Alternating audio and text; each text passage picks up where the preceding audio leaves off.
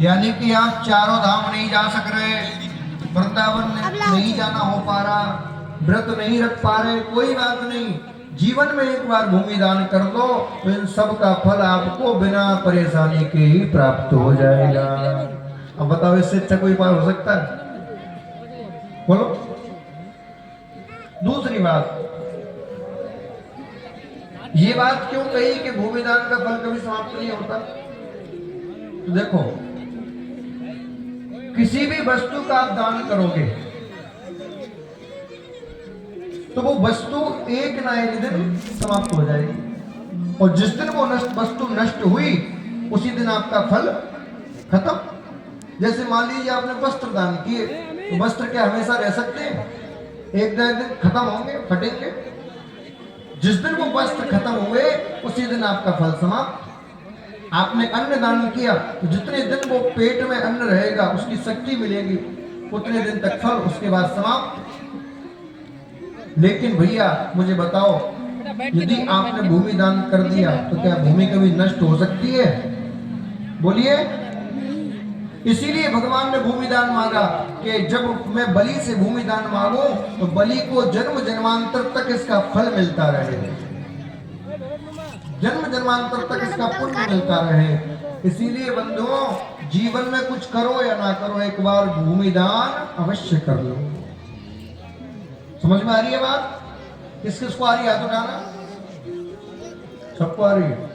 तो सब करोगे भूमि दान? पक्का? तो सुनो, सामान्य स्थान पर भूमि दान करने से जो पुण्य प्राप्त होता है उससे कई हजार गुना ज्यादा किसी तीर्थ में भूमि दान करने से पुण्य प्राप्त होता है, कई हजार गुना ज्यादा।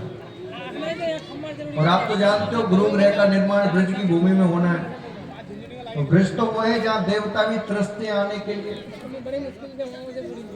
हाँ, तो भैया आज संकल्प लेके जाना। आज कथा का चौथा दिन है, 3 दिन आपके पास और है। आज संकल्प लेके जाना, प्रत्येक व्यक्ति जिसकी जितनी सामर्थ्य है, यदि आप 1 रुपए की सामर्थ्य है तो 1 रुपए, 100 रुपए की सामर्थ्य है तो 100 रुपए, 1000 की सामर्थ्य है तो 1000, और 1 लाख की सामर्थ्य है तो 1 लाख भी। आपकी जितनी सामर्थ्य है, चाहे 1 गज भूमि, आधी गज भूमि, 1 फुट भूमि, 1 इंच भूमि ही क्यों ना, आप सब आज संकल्प लेके जाओ कि आगे आने वाले 3 दिनों में हम भूमि दान अवश्य करेंगे। चाहे उसके लिए हमें गुल्लक फोड़नी पड़े, चाहे एफडी तोड़नी पड़े, चाहे जो तिजोरी में रखा है वो निकालना पड़े, चाहे चावल के और शक्कर के डिब्बे में जो दुबका के रखे वो निकालने पड़े, चाहे पति से जो छुपा के रखे वो निकालने पड़े, भूमि दान जरूर करेंगे। क्योंकि आज आपका किया गया दान जन्म जन्मांतर तक के लिए आपको पुण्य देता रहेगा। और मैं तो कहूंगा बच्चे से लेके बूढ़े तक सब दान करें। बच्चे अभी से प्रवृत्ति बनाए दान देने की, जो पॉकेट मनी आपको मिलती है उसको दान करो। हाँ, क्योंकि भगवान सोचे कि यार इसको तो टॉफी के लिए मिले थे, ये टॉफी के पैसे मुझे दान कर रहा है, तो अगली बार इसको पूरी डेयरी मिल्क का पूरा पैकेट ही पकड़ा दूंगा। हाँ?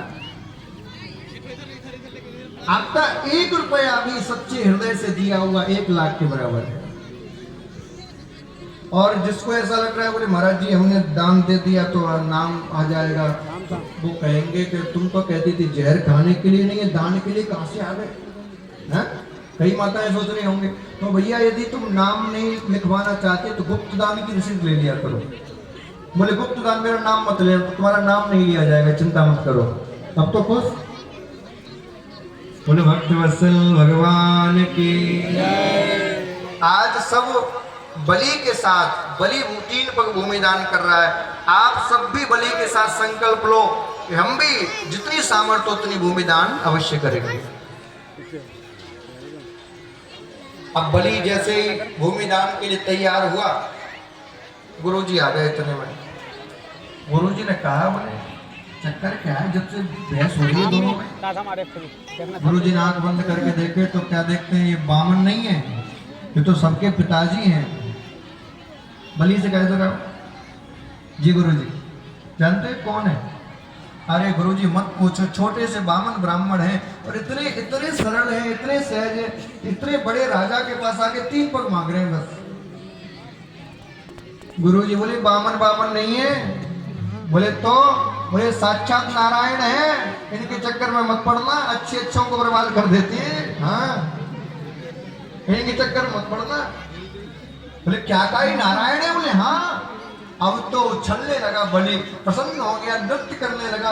गुरुजी मेरे तो दोनों हाथों में लड्डू हैं, यदि ये बामन हुए तो 3 पग से ज्यादा ले नहीं पाएंगे, और नारायण हुए तो मेरे से ज्यादा बड़भागी कौन होगा। कि संपूर्ण सृष्टि जिसके आगे हाथ फैलाए खड़ी रहती है, वो सृष्टि का मालिक बलि के द्वार पर हाथ फैला के खड़ा है, मेरे से बड़ा बलशाली कौन। प्रसन्न हो गया बलि। गुरुजी ने कहा देखो भावुकता मत आओ, भावुकता में काम नहीं होते, राज्य वाज्य सब चला जाएगा, कहीं के नहीं रहोगे, मेरी बात लो। बोले गुरुजी आज तो लुटने पिटने के लिए तैयार है। ठीक है तो मैं श्राप देता हूँ, गुरु की बात नहीं मानते, श्राप देता हूँ, श्री विहीन हो जाओ। बोले गुरुजी श्राप स्वीकार, लेकिन जो अपना होता है ना उसमें कितनी भी कमी हो फिर भी आदमी छोड़ता नहीं उसको। शिष्य में कितनी भी कमी हो गुरु बार बार उसको। प्रहलाद जी प्रकट हो गए, प्रभु क्षमा करो, प्रभु दया करो, प्रभु दया करो। प्रभु प्रभु आपने मुझे वचन दिया था मेरे 21 पीढ़ी तक किसी को मारोगे नहीं। भगवान ने कहा मार कह रहा हूँ, मारना होता तो कभी का मार देता, मैं तो उसको दंडित कर रहा हूँ।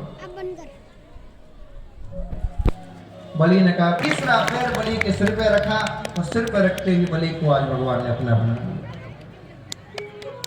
बलि से कहा हम तेरी भक्ति से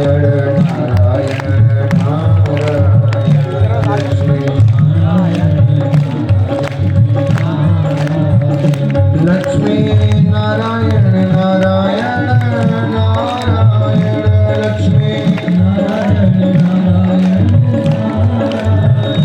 श्रीवन नारायण नारायण नारायण श्रीवन नारायण नारायण। जैसे नारद जी पहुंचे, लक्ष्मी जी ने देखा, तुरंत सोचने लगी सब किया धरा नारद का। भगवान जो भी करते हैं इसी की सोच से करते हैं, इसी से। अच्छा माताओं आप बताओ, पति बाहर कमाने गया हो और कोई बार बार आके पति का नाम ले तो याद ज्यादा आती है कि नहीं है? आती है कि नहीं? ऐसी गुस्सा आती है कि नाम लेने वाले को